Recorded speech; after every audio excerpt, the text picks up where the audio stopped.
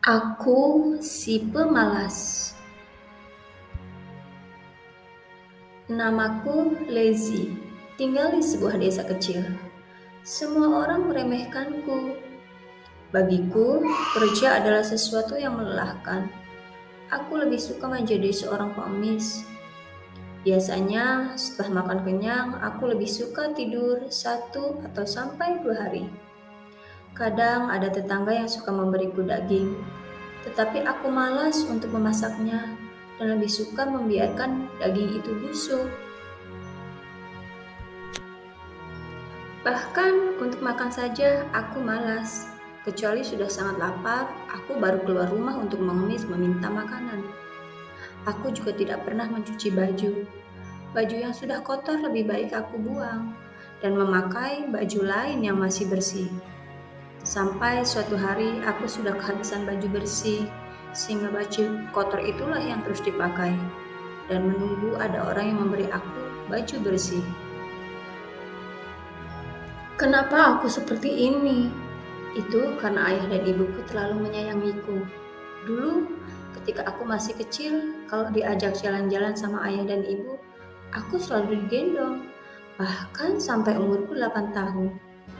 Karena aku takut kecapean. Dari kecil sampai besar, aku tidak pernah dibiarkan melakukan pekerjaan rumah. Setelah ayah meninggal karena sakit, ibu tetap tidak rela aku bekerja. Setiap hari ibu yang membantu semua kebutuhanku. Saat di SMP, aku merasa pelajaran di sekolah susah dan akhirnya aku memutuskan untuk berhenti sekolah.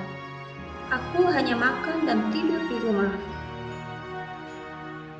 Ibu mulai sakit-sakitan, tapi ibu tetap harus bertani, lakukan pekerjaan rumah, dan tetap melayani semua kebutuhanku.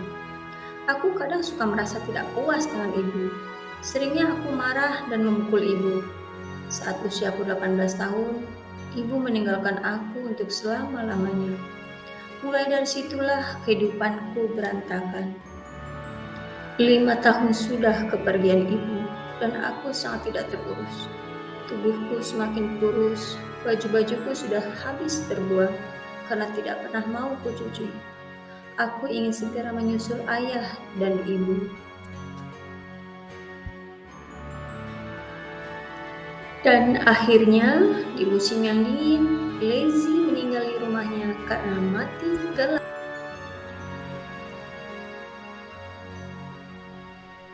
Cerita Lazy ini mengajarkan kepada kita supaya kita belajar melakukan apapun sendiri, bukan menunggu ayah dan ibu yang menyelesaikannya. Ayah dan ibu bukanlah pembantu kita dan tidak bisa terus-menerus membantu kita dalam menyelesaikan masalah.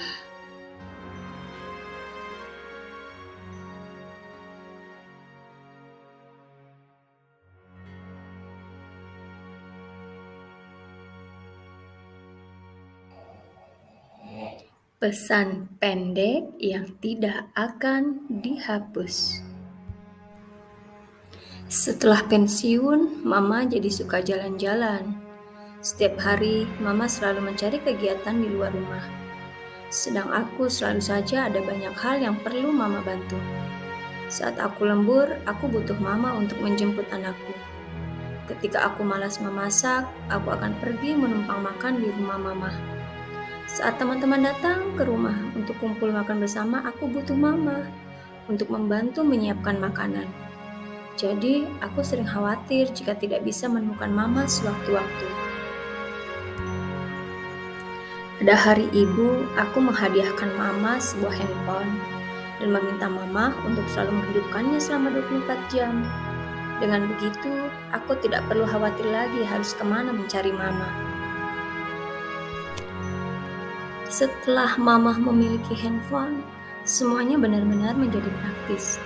Terkadang saat Mama tengah bepergian jauh, dengan sekali telepon, aku bisa memanggilnya pulang.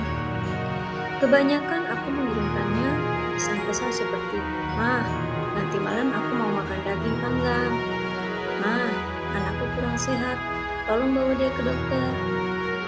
Ma, kemeja kotak merahku ada di rumah Mama, tolong cucikan ya." Selain pesan-pesan itu juga banyak pesan-pesan tidak penting. Waktu aku di rumah mama saat mama sibuk di dapur, aku yang tidak punya kesibukan biasa memainkan handphone mama. Sekalian menghapuskan pesan-pesan tersebut. Ada satu waktu, mama tidak mengizinkan untuk menghapuskan pesan-pesannya lagi. Mama mengatakan bisa menghapusnya sendiri. Aku baru berpikir kalau mama pasti ada pesan penting yang tidak boleh dihapus dan takut aku salah menghapusnya. Dalam sekejap mata, 2 tahun sudah berlalu. Hari ini aku iseng membuka isi pesan di HP mama. Tiba-tiba aku membuka satu pesannya yang sudah 2 tahun disimpan. Itu adalah pesan yang aku kirimkan untuk mama. Ma, aku minta maaf dan aku sayang mama. Tak kusangka pesan ini menjadi harta kesayangan mama. Pantas saja mama tidak mengizinkan menghapus pesan-pesan di HP-nya. Aku merasa malu sendiri. Dari hampir 1000 pesan yang dikirimkan kepada mama untuk meminta ini dan itu, yang isinya mengatakan aku sayang mama hanya satu ini saja, satu-satunya dalam hampir 1000 pesan ini. Perbandingan rasa sayang yang diberikan pada mama dan rasa sayang yang mama berikan padaku sungguh tidak bisa diungkapkan perbandingannya. 1/1000 atau mungkin 1/miliaran. Aku bersembunyi di kamar sebelah dan mengirimkan pesan untuk mama. Mam, aku selalu ingin mengatakan terima kasih padamu. Lalu aku juga ingin memberitahumu aku sangat menyayangimu. Handphone mama bunyi. Mama membukanya dan aku melihatnya tersenyum sampai matanya basah karena air mata. Bagi orang tua kita, anak belajar memahami cara untuk mengungkapkan rasa sayang kepada mereka adalah suatu hal yang penting. Kita tidak pernah tahu jika perhatian yang kita berikan kepada orang tua kita itu sangat penting dan tidak ternilai untuk mereka. Kita harus belajar mengungkapkan perasaan sayang kita kepada mereka. Mungkin awalnya kita merasa kaku, tetapi ini adalah hadiah terbaik untuk mereka.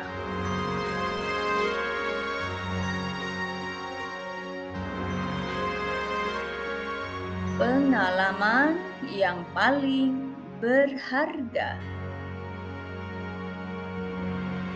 Hari ini adalah hari Minggu. Aku sekeluarga piknik ke pinggiran kota untuk memetik buah. Aku sangat gembira dan bersemangat. Pagi-pagi aku sudah bangun, lalu menunggu Bunda untuk membantuku mandi dan memakaikan baju.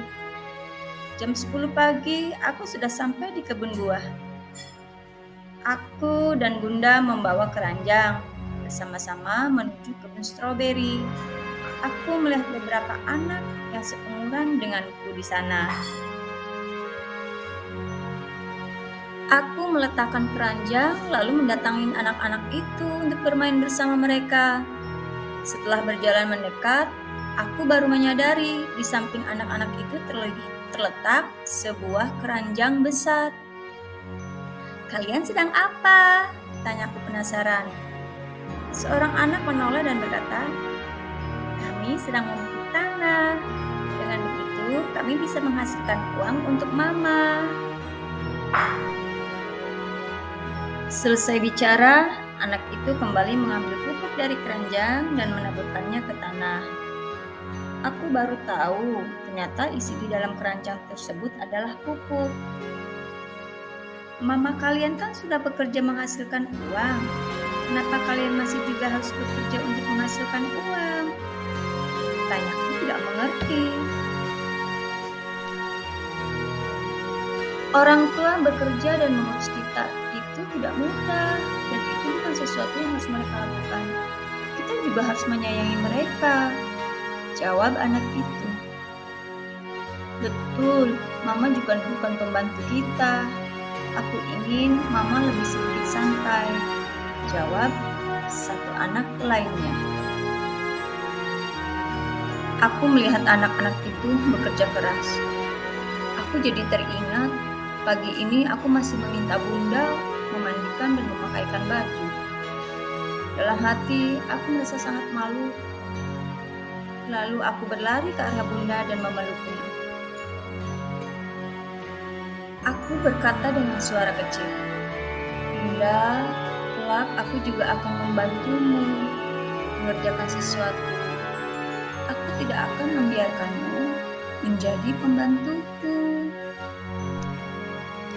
Pesan untuk kita, orang tua bekerja keras demi kita. Sudah sewajarnya kita membantu mereka dan meringankan beban mereka.